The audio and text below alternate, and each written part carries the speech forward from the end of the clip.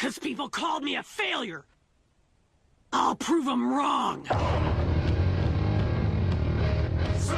What's up, y'all? Raygee here, and today I want to give y'all 5 of my best fan moments. So, let's get it rolling.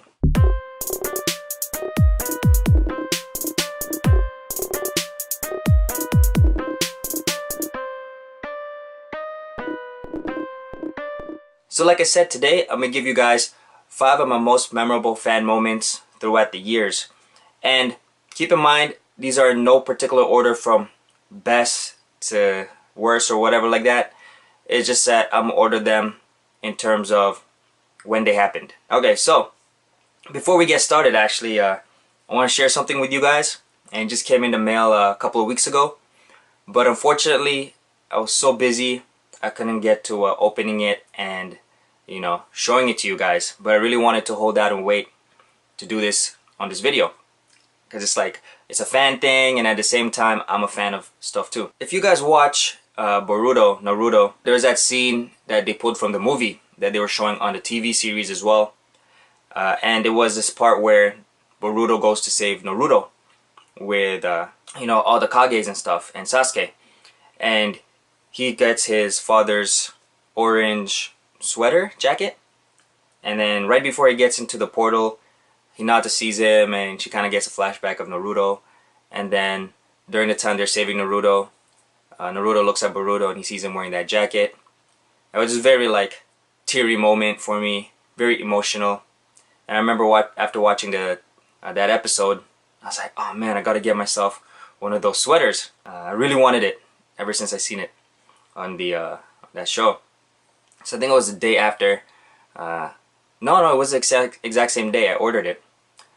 It was like an impulse buy, and then unfortunately I bought it on eBay and it was coming from China, and I ended up buying a medium. And you know what, I was going through like measurements on the website before I bought it, and I'm like, that looks like a regular medium for me. And then I friggin' got it, and it turns out it was way smaller than what I expected it to be, and it was friggin' up to like right above my wrists. I don't know if it was my shoulders or whatever, but it just didn't fit properly. So I actually had ordered another one, and it took another 3 to 4 weeks to get it. Yeah, that was the story behind that. But like I said, it arrived a couple of weeks back, and I have it right now. So yo, let's check it out. You guys can see that. I opened it a little bit already because I didn't want all the crinkling to be recorded on the mic, and this friggin' lapel mic is like very sensitive. So, woo, bam.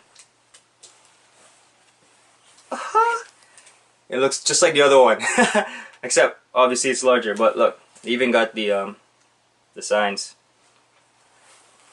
on the back and in the front.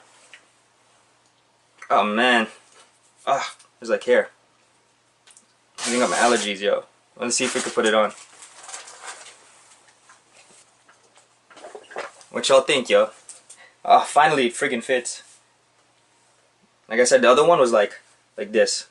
Wearing it loose was friggin' too small, but this one fits way better. Oh man, I'm just gonna rock this for the rest of the video, man. Screw it. Shout out to all my anime fans, my manga fans, especially you Naruto and Boruto fans out there. By the way, for me personally, I like Boruto. I mean, they had a couple of fillers, but so far I like the storyline. What about y'all? Like, I know some people that are close to me, like friends, they aren't really feeling the whole new Boruto series, but I do, you know, it's good. But yeah, what do you guys think about it? And let me know, man. I love talking about anime. Anyways, that's enough of that. We're gonna get through with these 5 memorable fan moments that I've had throughout the years. So like I said, these moments are not rated from best to most best or whatever, but just from what I remember when they happened, alright? So the first moment I had was 8 years ago, 9 years ago, 8 to 9 years ago. And so I was working at McDonald's at that time. So quick story, when I was in high school, my first job was McDonald's. When I graduated, I went to recording arts school to do audio. I quit McDonald's, and then after I graduated, I came back and worked at McDonald's again while I was trying to look for a job in audio, right? So this is when I came back, and there's a lot of new faces. So there's just one guy there, a couple of years younger than me, And we see each other from time to time, right? He worked in the kitchen, I worked in the cash register, because you know, all the good looking people are in the cash register. So I was working in the front, and I would see him from time to time, and you know, you just say hi, hello, how's it going? Very friendly, small talk stuff. So one time we were on break, and this probably like at least 2 to 3 weeks after working with him, and we're both on break, and you know, he looks up to me and says, "Aren't you Raygee from PAW?" And for those that know, PAW is Pinoys at Works, which is the group that me and the rest of Sundalas was in before Southeast. And so I was like, yeah, that's me. Like, I'm part of PAW. And he was like, oh man, like, I'm a fan of you guys. I love your music. I love your verse for Hawa Kamay, right? I'm like, no way, right? It's the first time I was meeting like a fan outside of like my friends and family and friends of friends. You know, like, we didn't know each other apart from working at McDonald's. So if we weren't working at McDonald's, I would never have known him. So yeah, he's like, yeah, I'm a big fan of Hawa Kamay, I love your part. And then he starts going off and starts rapping my whole verse, right? I hear him starting to rap, so I try to follow with him and rap with him, but that song was like kind of old at that point, and I freaking forgot the rest of the lines after like the second line, right? It goes like, baby girl, hold my hand, I'ma save you from the rain. Baby girl, hold my hand, I'ma save you from the rain. I'ma be the one who takes away all of your pain. So after that, I fully forgot. But this guy freaking knew everything. He knew every word in that verse, right? And he didn't like kind of like mumble stuff. Like, he was like rapping it very clearly. And yeah, so to me, I was just like, oh wow, like, that's crazy. First time I meet someone I don't know and who knows my freaking lyrics. So yeah, that was basically the first like big fan moment that I had. But keep in mind, like, all of SEC have our own moments, and these are just the ones that I went through. But we have group moments as well. So the second one was during Taste of Manila a couple of years ago. And so while we were doing that set for our performance, we had shirts that we were throwing out, or that we were planning to throw out. And they were like black shirts that says like Black Sheep in the front and Parehas Lang in the back. And that was because our song Parehas Lang was a hit around that year. And so we felt like people would really want to hear us perform it. So we had these shirts made, the first initial batches, and we all were wearing one, and then we printed out I think 3 or 4 extra ones to throw during our performance. So we get up there, do our thing, you know, crowd is very, very lit, enjoyed the whole thing. And then at the last song, I think it was Cuatro Uno Says, I forget which song we did. I think maybe it was Pal. It was Pal. We threw the shirts out, right? And at the end of it, like, we had no shirts left. So we're all coming off stage, and I remember I was the last one off stage because I was doing our outro that we usually do, which is like, you know, thank you very much. If you like our music, please look us up at www.southeastcartel.com. You know, like that whole outro thing. So I was the last person coming off stage, and I was right behind Biggs and Keith. We were walking down, and now there's like a gate that separates the backstage from the general space, right? And I remember while I was looking forward, and you basically have to hit the gate and turn left to go to the back of the stage where we had all of our stuff, and we were just gonna relax for a little bit. I was reaching the fence, the gate, and there's this girl standing outside, right? And you know, she yelled out to us like, "Oh, great show, guys! Loved your performance." Yeah, I just kind of yelled back, "Thank you very much." So I was walking closer. She's like, "Do you guys have any more shirts?" And I told her with like a very kind of like apologetic look on my face. I think it was apologetic. I hope it was apologetic. But I was telling her, no, unfortunately, like, we threw all of them out. Like, we don't really have any left on us. And so she's like, looked right at me and she's like, "But so can I have yours instead?" I'm like, "Mine?" She's like, "Yeah." I'm like, "The one I'm wearing?" And she's like, yeah. And the first thing that came to my mind wasn't even like flattery or like, oh wow, like she wants the shirt off my back. It was more like, holy crap, I friggin' sweated in my shirt. And it wasn't like light sweat. If you know me and the way I perform, I move around. It's like a cardio workout for me when I perform. And on top of that, when you're on stage with all of those lights and the heat from the crowd and all of that, I just tend to sweat even more than normal. So my first thought was like, oh man, I freaking sweated in this shirt. Yo, like, I don't think she'll want this shirt. Like, I don't want to give her a sweaty shirt. So when she said that, I freaking looked towards Keith and Biggs, and they're probably like 5 feet away already, 6 feet away, walking. I tried to turn to them, and without the girl hearing, I was just like, yo, shh, psst. Yo, Keith, Biggs, yo, she wants your shirt. Keith, Keith, Keith. Right? I was trying to like reach for Keith, yo. Friggin' assholes. Because I know that they friggin' heard me too. But I feel like they didn't want to give their shirt. Actually, Keith told me after, he's like, he didn't want to give his shirt out because he wasn't wearing anything underneath, right? So yeah, I was left stuck there. So I turned around and she was staring at me with these like hopeful eyes. I'm like, are you sure you want my shirt? And she's like, yeah. I kind of sweated in it. Are you sure you want like a sweaty shirt? And she's like, nah, that's fine. So at that point I had to concede. Like I did really want to make her day. I like making people happy, especially our fans. I was like, okay, fine. So took off my shirt and I friggin' lobbed it over the fence. And she caught it and she looked really happy and she said thank you. And then yeah, she walked off and I kept walking. Luckily I had a friggin' tank top on, or else I would have been walking around shirtless. I would have to go buy myself a shirt. Yeah, that was just a really funny moment. Memorable too, but very funny because I was trying to find a way out of it. And freaking Keith and Biggs knew what time it was too. And they kept walking, yo. They kept walking. So I'm gonna remember that next time. If that situation happens to them, yo, I'm gonna just keep walking too. I got you guys. So yeah, that was the second memorable moment I had. The third one was actually with a fan online on Facebook. From time to time, I have people that add me up on Facebook that are fans of us, right? Like they send me friend requests. So I'll accept it. And usually I accept friend requests if I see that they're genuinely about music or that they love hip-hop music, Filipino hip-hop music. Because I don't like adding random people, like they just want to pile up their friends list. I want to add people that either are fans of Southeast or just fans of the music in general, hip-hop music. So usually when I accept them, they'll send me a message on chat and be like, thank you for the ad. I just want to say that I'm a big fan of you guys, a big fan of your music, right? And then usually I'd be like, thank you very much. We appreciate it. You know, just showing and interacting with the fans. So we had this one fan who did add me. I think he added the rest of SEC too. But he messaged me and he said this, you know, the usual, you know, I'm a fan of you guys. I love your music. And I'm like, oh, thanks, bro. Like, we appreciate it. And then he told me after, I get anxiety attacks. But when I listen to your music, I calm down. I'm relaxed. And that to me was, like, it touched me.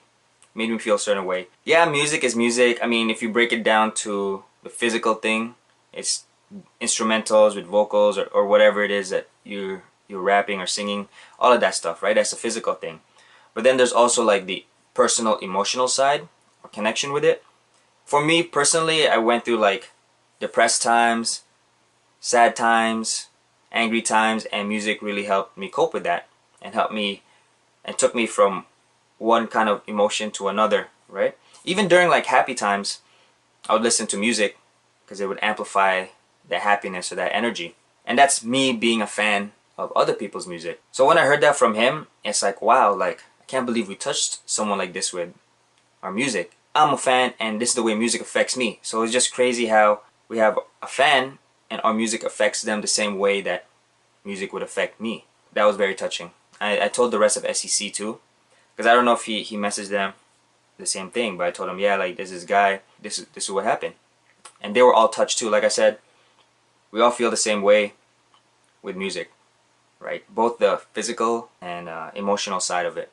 So that touched me. And shout out to Kuya John from Escanita and JP, because, you know, they messaged me the same things where they're like, oh yeah, we listened to or I listened to We the North, and that made me like tear up because I could relate to the message in the song and the story in the song.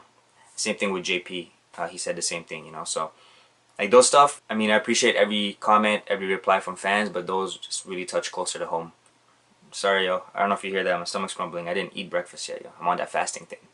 But yeah, so anyways, number 4 moment was when I was in Philippines. So I was in Philippines less than a year ago. While I was there, me and Raygee performed once, and then we kind of went our own separate ways for a little bit because they went to do their vacationing thing and I went to see my family. And so during that time, I still wanted to go to shows and experience hip-hop back home, because I grew up here. I was raised here. So even though I represent Filipino hip-hop here in America, North America, Canada, Toronto, whatever, I've never really experienced it back home aside from videos and stuff that people post. So I'm like, when I go back, that's one of the things I want to do. So yeah, so shout out to Kuya Alvin and Ate Sheila actually, because they took me to all these places, because I don't know how to get around Philippines, man. And my Tagalog is like just basic day-to-day Tagalog, yo. So it's, I was probably gonna get lost if I went by myself. Anyway, so yeah, when I was in Philippines, Dolphy messaged me on Facebook because he saw that I was back home and I was looking for somewhere to go. And he's like, "Oh, bro, like we have a show coming up called the Red Cup event or something like that. You know, we'd love you to be able to come down, right?" So I was like, yeah, I'll make it. I'll come through. Like, I'd love to see hip hop, local hip hop, very intimately. So yeah, I went through, and you know, I was talking to him, chill dude. We got to talking, and this was before the event really started. Oh, and I realized this in Philippines, man. Like, yeah, we have Filipino time here in Toronto, but Filipino time in Philippines is like way later. Like, Filipino time here in Toronto would be like an hour and a half. Friggin' Filipino time back home is like 3 hours, yo. Like, what the hell? So we came there like on time, and no one else was there yet. They're still setting up. I actually helped them with their sound system. And if you guys know me, like, I love audio, anything to do with like audio engineering. So I came in and they told me they're having troubles with their audio, and I helped them out. The event got underway. You know, it was pretty packed. I mean, it was on a rooftop during a fiesta in their area, and I thought that was very smart because, like, people, you already know people are gonna be off that day, and they're all gonna be chilling. Yeah, we had a first person perform, and during that performance, I told Dolphy, bro, unfortunately, I can't stay too long because I have another event I need to go to. So he's like, okay, no worries. Do you mind though, after this performance done, you know, I'm gonna give you the mic and you can go up on stage and just like talk to the crowd for a couple of moments. I'm like, yeah, I'm down, because I want to interact with people there too, right? Like, and I'm an MC, showmanship at heart, I'd like to think. So I'd love to be on the mic. So after the first performance was done, very dope act, very dope artist, I came up on stage and I just turned up the crowd, you know, got them very hyped for the next person that's performing. And yeah, like the kind of energy I was getting from them, the applause, especially when I was like telling them to turn up with me, not telling, but asking them to turn up with me, like they were going ham, man. They had so much energy.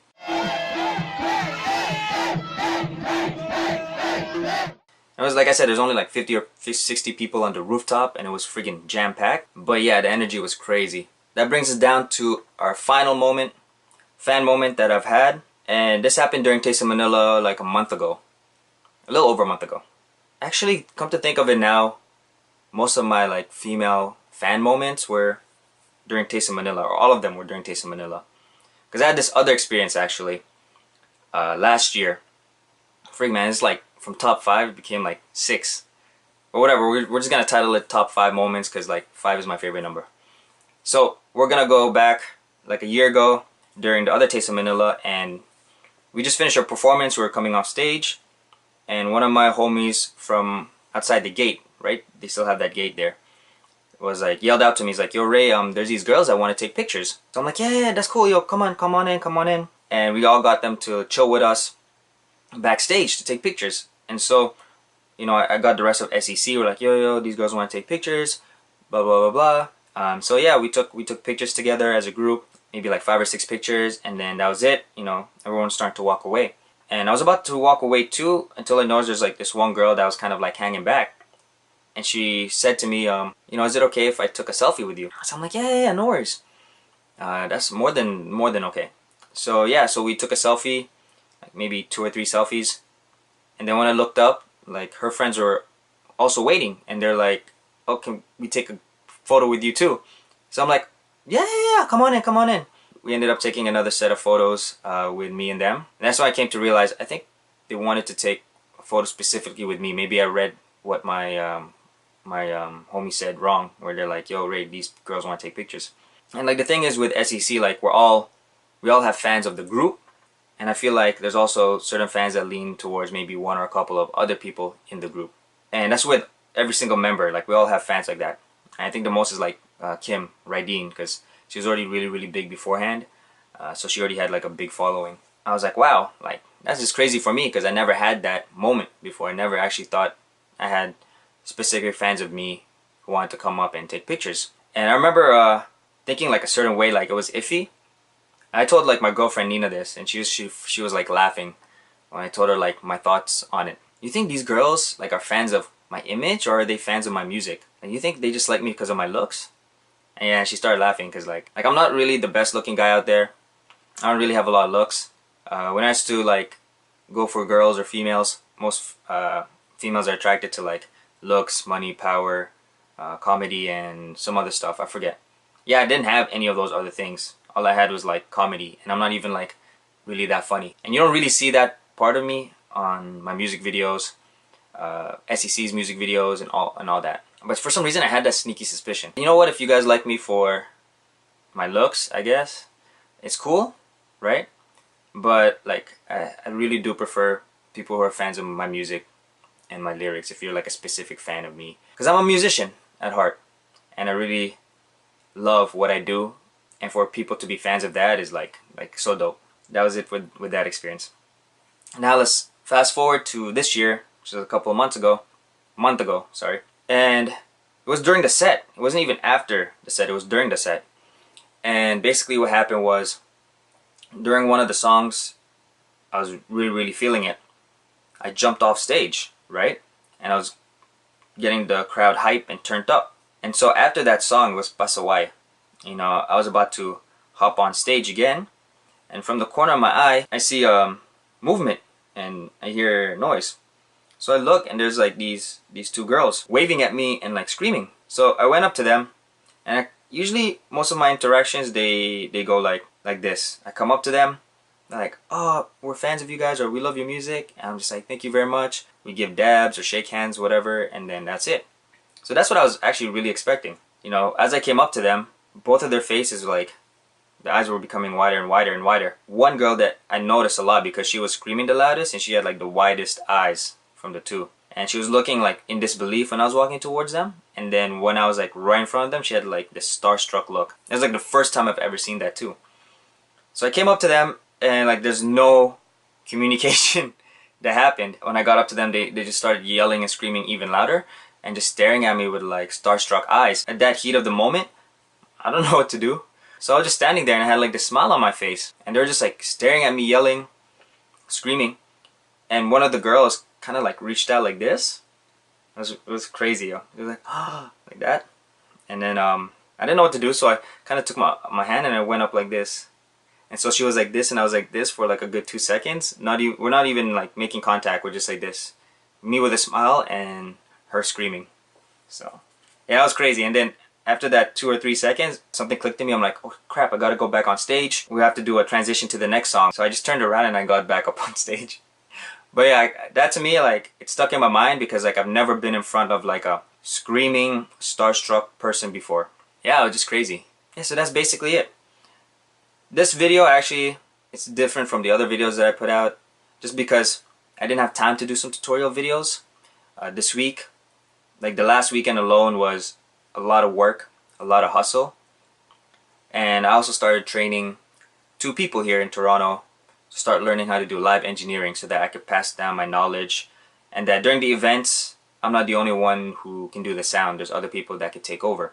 And apart from that, like I had like a ton of music I had to finish up mixing for solo stuff, for SEC stuff, and then for some of my clients that I mix music for. So today I was just like at the heat of the moment. Plus I really wanted to friggin' rock this friggin' sweater that I was saving for y'all. So that's why we did this video instead. You know, next time you guys see me or Southeast Cartel or any member, don't be afraid to come up to us. I remember there's a couple of people that we chill maybe a couple of times, and then they tell us, yo man, the first time I saw you guys, I didn't really talk to y'all. I didn't come up to y'all because I was so intimidated. You guys kind of look scary. And then usually that kind of makes me laugh because I'm like, yo, we're not like that. We're all very friendly. We all crack a lot of jokes, usually at the expense of one of the other members, you know? Because at the end of the day, it's you guys that support us, and it's you guys that have taken us to where we are now and where we want to go. It'd be stupid if we don't show our appreciation back to y'all. So that's basically it for this video. See y'all next time. Once again, this is Raygee of Southeast Cartel, rocking my dope ass sweater. Always remember, knowledge is power, experience is key. Till next time, y'all. Peace! Bagong alamat, kami nagsulat. Di umindak, tayo'y aangat. Bagong alamat.